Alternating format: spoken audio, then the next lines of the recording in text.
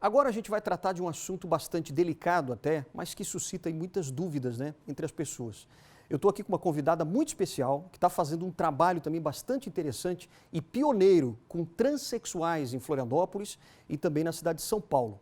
Ela é catarinense e é psicóloga também do Instituto de Psiquiatria do Hospital das Clínicas em São Paulo, mas sempre vem pelo menos uma vez por mês aqui em Florianópolis para tratar dos pacientes dela. É a Priscila de Campos da Silva, é Priscila Neto de Campos, é isso? Isso. Tudo bem, Priscila? Tudo bem. Obrigado pela tua participação aqui no nosso Jornal do Continente, obrigado por ter vindo, né? Agradeço.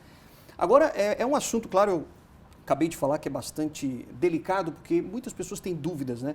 Ah, Sim. o que é um transexual? É a mesma coisa que transgênero? O que é? Explica primeiro pra gente o que é um transexual, o que é um transgênero. Então, na verdade, o termo transgênero, ele é como se fosse um termo guarda-chuva. Então, ele Certo. abrange outras populações, por exemplo, os travestis, drag queens, não binários. Ele engloba, é um termo que engloba outras populações, tá? Certo. Os transexuais são aqueles que eles se identificam com um gênero diferente do gênero biológico, né, do sexo biológico que eles têm. Entendi. Por exemplo, nasceu um menino, mas aí o transexual, então, ele tem pensamentos ou desejos tal de menina, é isso? Isso. Eles se identificam com um gênero, por exemplo, uma mulher trans. Ele é um homem, biologicamente, Certo. mas ele se identifica, né, como o cérebro pensa como uma mulher. Né? Mas então, não necessariamente... tem essa incongruência. Ah, tá, que chama-se de incongruência de gêneros, Exatamente. né? Mas uma pergunta que muitas pessoas fazem também é assim, então quer dizer que um transexual é necessariamente um homossexual ou não? Então, a gente tem que ter bastante cuidado com essa questão. Orientação sexual é uma coisa e identidade certo. de gênero é outra, né? Então, a orientação sexual é a opção sexual que qualquer pessoa pode ter, né? Certo. Ser homossexual ou heterossexual ou bissexual. Então, é possível, sim, por exemplo, um homem trans, que é uma mulher que se identifica com um gênero masculino, né? Então, virou homem, ter uma relação tanto com homem como com mulher. Ah, então o transexual pode ser tanto hétero quanto homo. Exatamente, pode ser tanto hétero quanto homem. E você atende transexuais, então, no seu consultório em Florianópolis? Isso, eu atendo. Qual é a faixa etária, mais ou menos? Então, varia de 12 a 18 anos, mais ou menos. 12 a 18 anos. São jovens, né? São jovens. São jovens. São jovens. Agora, a gente estava conversando principalmente essa questão da identificação de um transexual já na infância, né? Quais são os sinais, por exemplo, que até os pais precisam ficar atentos, né? Sim, sim. Para identificar realmente? Sim. Então, a partir dos 2, 3 anos, a criança começa a criar a identidade dela, né? Então, ela começa a se reconhecer, eu sou uma menina, eu sou um menino, isso é brincadeira de menina, isso é brincadeira de menino. E os sinais que a criança pode dar por exemplo, querer vestir roupas do outro gênero, querer brincar com certo. brinquedos do outro gênero, dizer, por exemplo, se eu sou um menino, dizer que eu quero ser uma menina, dizer que eu não me sinto bem nesse corpo de menino, né? Entendi. Colocar, por exemplo, uma toalha na cabeça para fingir que é um cabelo de menina. São pequenos indícios, né? Certo. Durante o cotidiano que os pais podem estar atentos para que essa criança tenha um acompanhamento precoce. Então, esse acompanhamento aí como é que se dá? Por exemplo, os pais lá identificaram que a criança já tem esse comportamento. É preciso, então, já levar, por exemplo, um consultório de psicologia para poder justamente ter esse acompanhamento, ou com um psiquiatra? Como é que seria? Então, o ideal é que eles sejam acompanhados, né, por um psicólogo que vai acompanhar essa criança e ver como que vai se desenvolver esse quadro, né, porque é uma condição, muitos deles não fecham para uma incongruência de gênero e acaba sendo uma questão de experimentação mesmo. Às vezes curiosidade. Curiosidade, exatamente. Entendi. Então, ir observando, né, e mais ou menos na pré-adolescência a gente vai ter, não digamos que uma definição, porque isso é uma condição, mas mais ou menos uma ideia do prognóstico, né, de como proceder o resto do tratamento. Entendi. Agora sim, tem uma curiosidade também.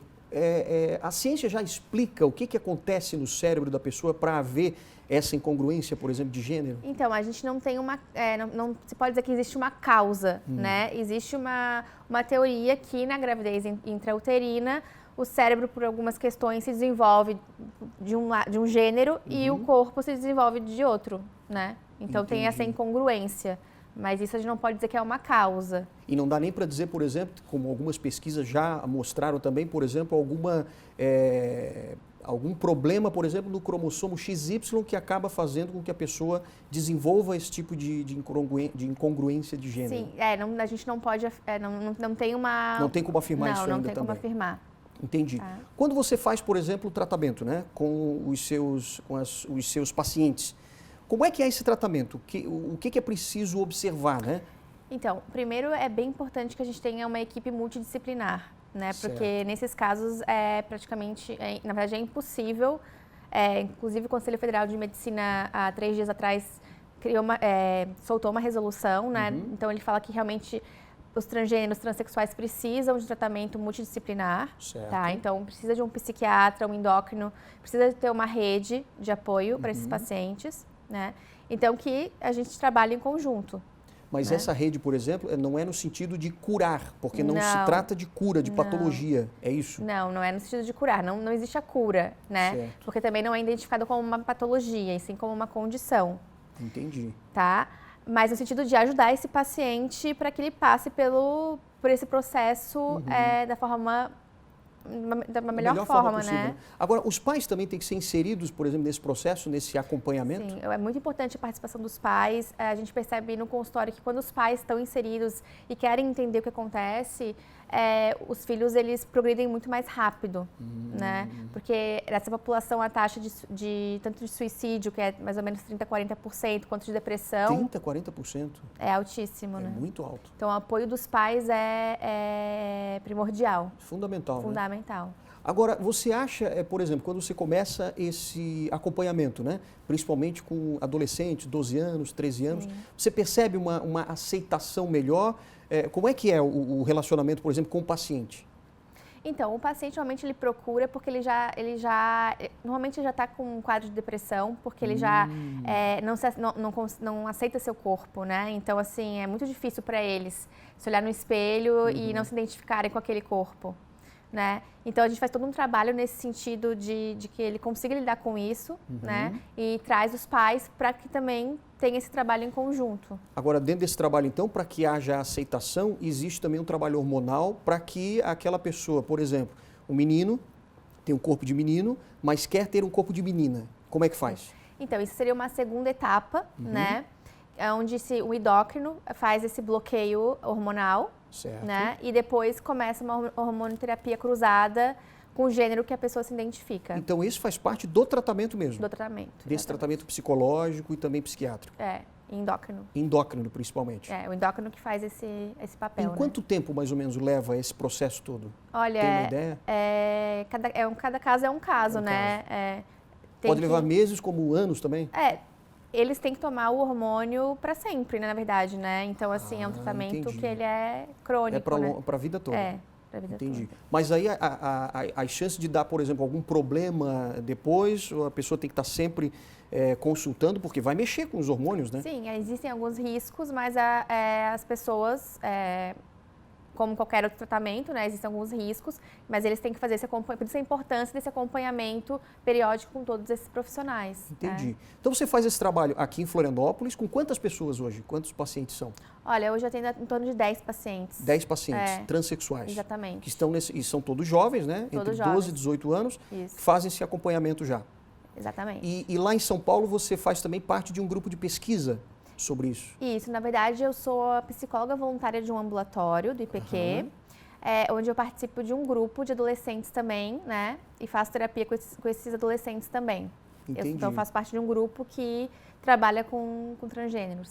E isso, na verdade, faz parte de uma grande pesquisa que é feita no Brasil hoje em dia, né? Com transexuais. Na verdade, assim, é um ambulatório especializado, nesse caso já tem há 20 anos, e existem alguns ambulatórios no Brasil, né? Rio de Janeiro, Salvador, Porto Alegre e São Paulo, né? Então são ambulatórios especializados que fazem todo esse tratamento que eu acabei de falar, desde já há 20 anos? Já há 20 anos. Já tem bastante expertise, né? Já. Nesse caso. Já tem. Olha, eu espero que para o pessoal de casa, né, tenha sido proveitosa essa entrevista, porque eu tinha várias dúvidas em relação a esse assunto. Espero que o pessoal de casa também tenha conseguido tirar suas dúvidas aqui. Priscila, muito obrigado, hein? Obrigada. Obrigado mesmo pela tua participação aqui no nosso Jornal do Continente.